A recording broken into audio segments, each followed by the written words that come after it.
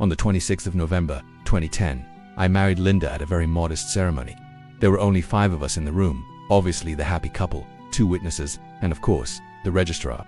We had both been married before and had the big events with lots of people who don't really know you that well but enjoy the booze and the food.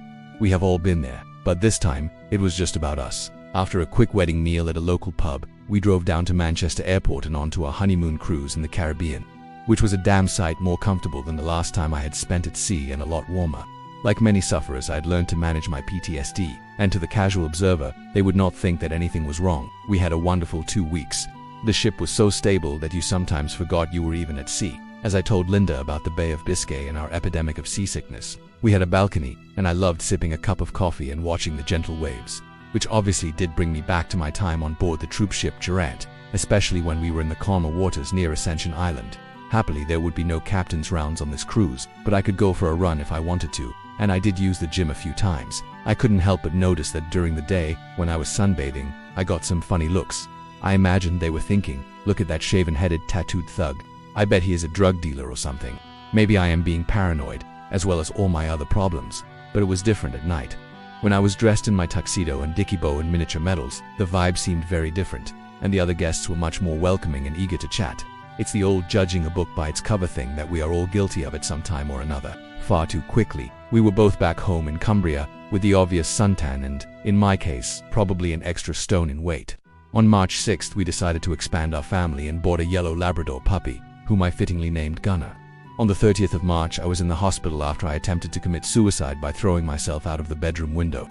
It had nothing to do with the dog. One morning, I literally woke up with an incredibly loud ringing noise in my head that would not stop. It was as if I was still asleep in some terrible nightmare. PTSD is one thing, but now this. How the hell could I stop the noise? There is absolutely no doubt that if I had possessed a firearm, I would have blown my brains out. But living in England, as opposed to the United States, I didn't. So I opened the bedroom window and threw myself out, hoping it would kill me and the noise would stop. As you will have gathered, I didn't kill myself and only managed to break my leg and suffer severe bruising. For almost the next year of my life, which included my 50th birthday, I was hospitalized. And I do not doubt that the stress I caused my wife led to her having a heart attack from being happily married on a cruise of the Caribbean to this. Why? Tinnitus. I always had a very faint ringing and hissing in my ears due to firing rifles and artillery guns without the correct ear protection. But this was on another scale altogether. I can only recall small parts of my time in hospitals. I spent long periods in a catatonic state. Catatonia is a state of neurogenic motor immobility and behavioral abnormality manifested by stupor. It was first described in 1874 by Carl Ludwig Kahlbohm in Die Katatonio das Benangsreisen, catatonia or tension. It goes without saying, tinnitus and PTSD can be a deadly combination, especially for someone with an already fragile mind and mental health problems. Just tinnitus alone can lead to suicide. Even as I type this, it is raging. The only time I don't hear it is when I'm asleep, which also has its problems with night terrors. I'm always on the verge of panic and worry about suicide. I want to live. I have a reason to live. My wife, children, and for those that were killed in 1982. Without being overdramatic, it's really a miracle I am still here. The doctors could not seem to bring me back to reality.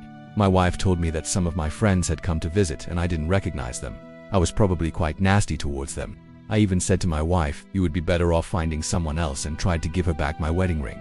Running out of ideas, the doctors asked Linda if she would be willing to try ECT treatment. This is where an electrical current would be sent through my brain under general anesthetic to purposely trigger an epileptic seizure.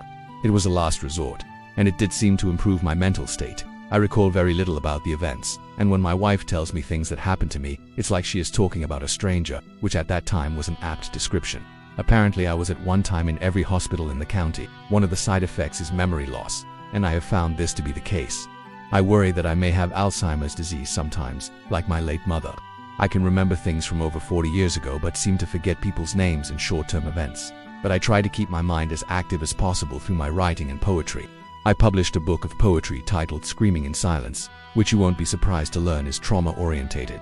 I hope that it may encourage other trauma sufferers to give poetry a try, as it is useful as a tool of self-help and counseling. Sometimes, we must endure great hardships and suffering to find inspiration and a way to tell our story. And poetry seems a perfect fit for a serviceman or woman. Although at one time I would have laughed at the suggestion as a young soldier, I want to reiterate that I had no problem going to war. It's what soldiers do from time to time, and we all knew that when we signed up. I have no problem either with soldiers dying or being injured in war. Again, that's always a possibility, of course. when the soldiers die or are injured because of a failure to ensure they have the best equipment available, which is a different matter. If our rapier had been in good working order, maybe I would have been able to destroy one or more of the Skyhawks that attacked the Galahad. If I had managed to bring one of them down, maybe that would have put the others off. Perhaps I would have missed altogether. We'll never know, and in all wars, there are successes and failures. This book is based around the tragic events of the Sir Galahad.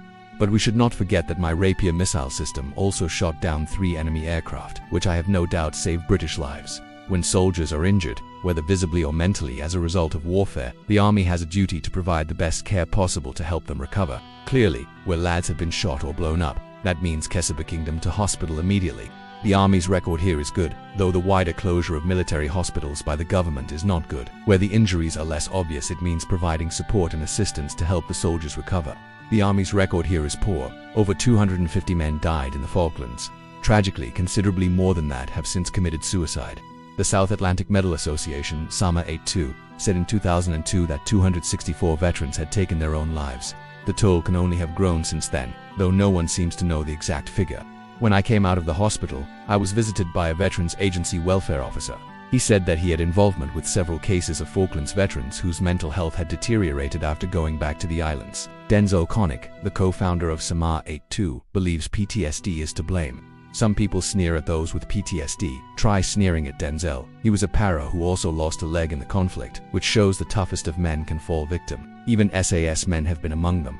Charles Nish Bruce was an SAS veteran and freefall parachute expert who committed suicide by jumping from a plane without a parachute. Frank Collins was another former trooper who killed himself. They and many others were said to be suffering from PTSD.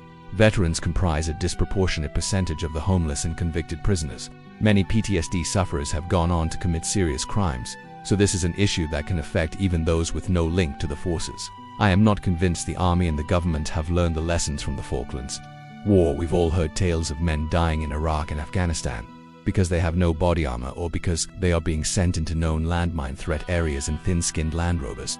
A scandal far worse than anything that ever happened to me.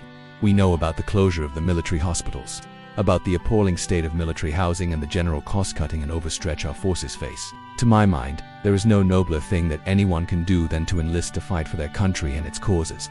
Can the politicians who send our boys to war look themselves in the mirror and say they are doing their best by them? I would like the families of the soldiers who died aboard the Sir Galahad and the survivors to know that not a day has gone by since then when I haven't thought about what happened. I'm deeply sorry I couldn't do more for your sons, husbands, fathers and mates, and I hope you can forgive me. We did our best, and that is all anyone can ask. Am I glad I was a soldier? As a small boy, I played with my toy soldiers in the garden and even brought one to the Falklands, where I buried it with the real soldiers in 2007. That little boy fulfilled his dream, and we all must have our dreams and ambitions. If I went back in time to the 60s, I would still pick up my toy soldiers and mudballs. If you have enjoyed hearing about Tony's story, please like and subscribe. You can also read his book Still Watching Men Burn, Fighting the PTSD War. Thank you.